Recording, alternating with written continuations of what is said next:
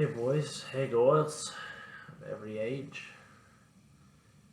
So this video is being filmed right after snowstorm again. You can still see we still got some snow on the ground out here. Sorry for the bad lighting. This is why I always film at night. The lighting's better. But anyway, so this video is going on to explain how to get the best deal when shopping or otherwise.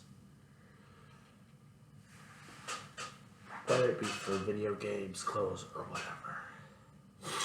How to find the best deal for the best price. That is the key word. First tip. Go in with the mindset of what you want. Go in with a list. Go in with a paper list of what you're looking for. Buy nothing else. That will save you money. Number two. This is video game oriented, but you want to build your collection fast and for the cheap. Don't buy the most modern console. Buy the generation before or the generation before that. Lots of good games for half to a quarter of the price.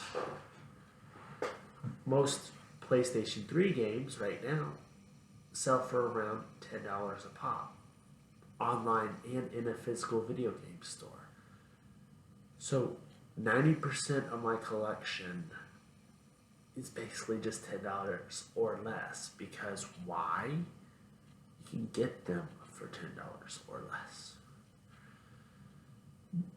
The third tip is go when there's a big sale at your local video game store. Here in North Texas, we actually have a company called Movie Trading Company. I buy movies, video games, and a majority of my trading cards there. And I only need one of each type of trading card. So really what I do is I buy a lot of their stock but I only buy one copy of each game because I don't like to resell. Doesn't mean that I can't, but if I wanted to resell, I could. I don't have to, thank God, but I can if I needed to. That's the key distinction. I can get rid of things that I don't need or want. They can go to charity, they can be sold.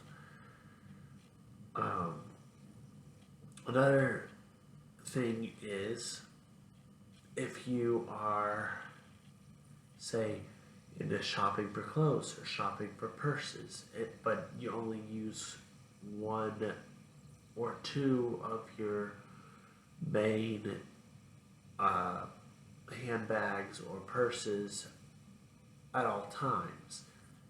Get rid of that old shovelware. Get rid of the older stuff so you can make room for new stuff.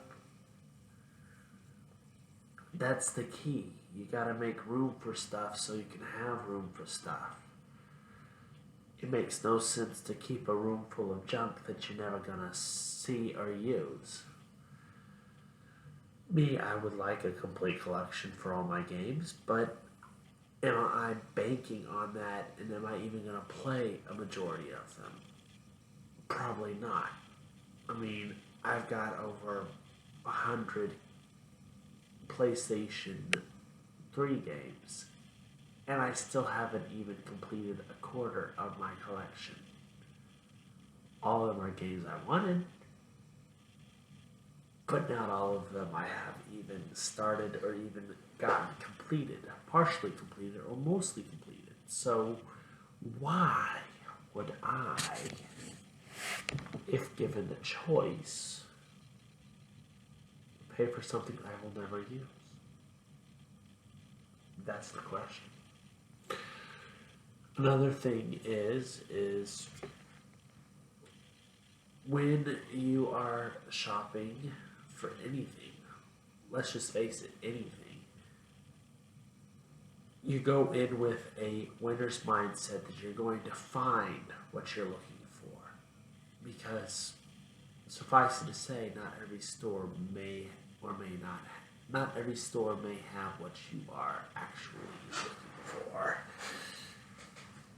I know this. One of the best deals I got was when Limited Run re-released the entire Shantae game library this year.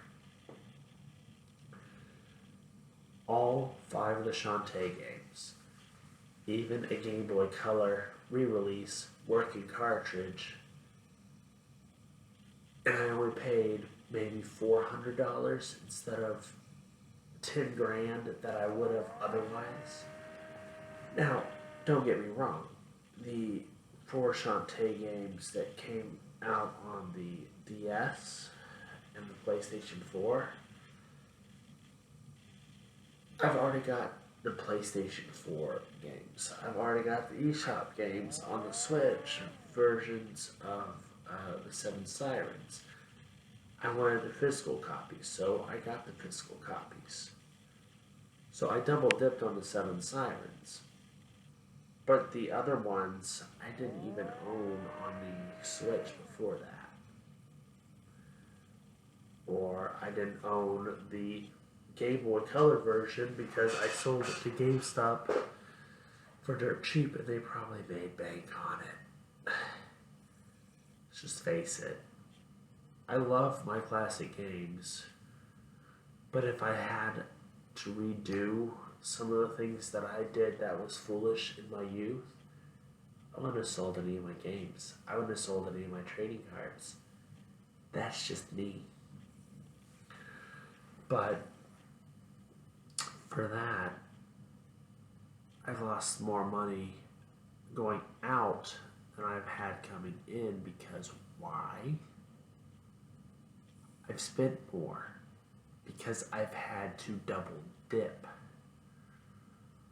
My collection might be rebuilt up there from when I was growing up, but how many of those games did I have to repurchase? How many of those consoles did I have to repurchase? See, that is a problem when you have more money going out than you have actually coming back to you. That's the basic money principle of you want more than you can chew, basically. You want to bite off more than you can chew. And that is a problem with America, society, consumerist society. We want, and we want it now, and we can't get it now. So we make a list, check it twice, never gonna be naughty, never gonna be nice. When things are on sale, we blow and go, and we lose our minds while shopping in the store. And that's the problem. You can shop, you can drop, you can have a little flop. Doesn't mean that you're getting anywhere. Another strange tip is write down the name of the item and write down the most you are willing to pay for it. Because if you know how much you're willing to part with for this item, you won't go over the amount that you're willing to part with for said item. Or set a date, and if that item is still in the shop that you first saw it at, buy that item on that date. It's not rocket science. Set a price or a date that if said item is still there at that time and at that date, you will buy it, no questions asked. It is the choices we make that define where we go in money wisdom, or otherwise. So I just ask yourself these three questions when you are purchasing something. Is it something I really, really want right now or really, really need right now?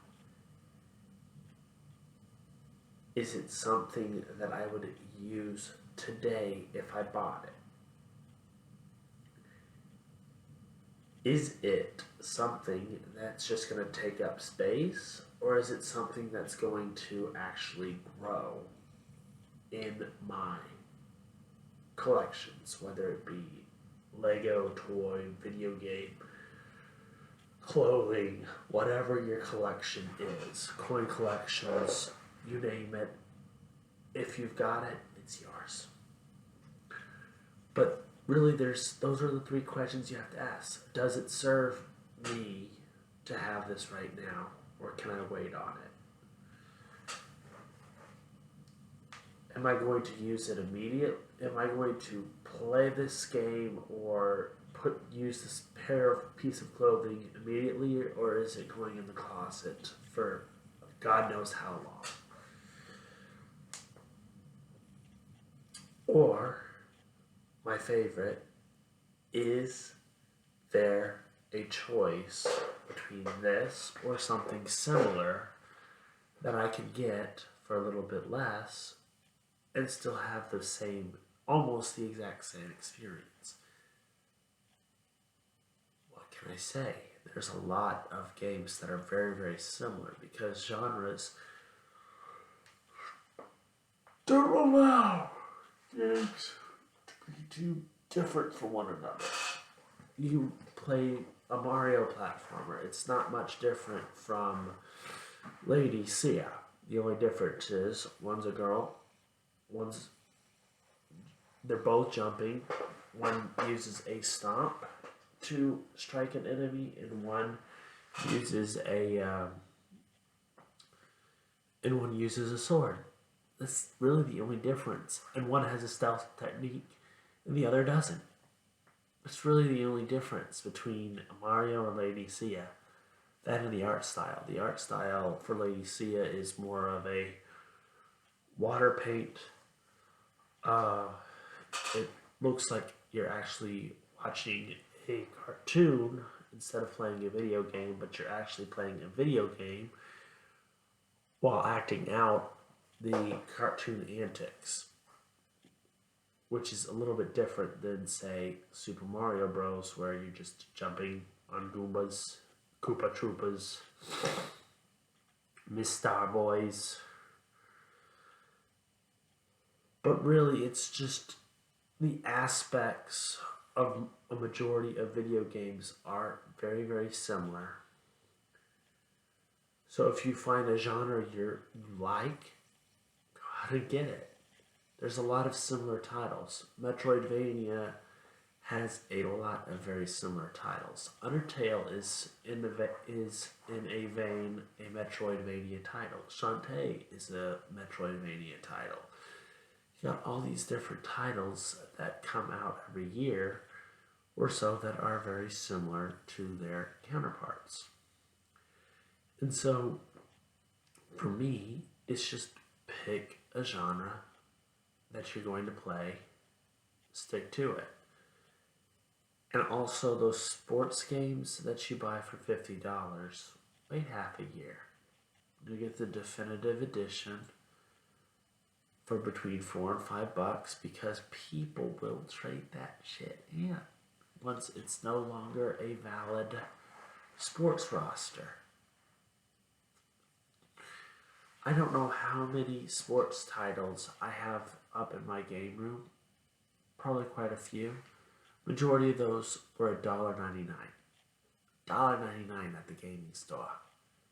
Because that's the most traded in game. Because it's shovelware. You pay $50, you get $2 back to trade it in.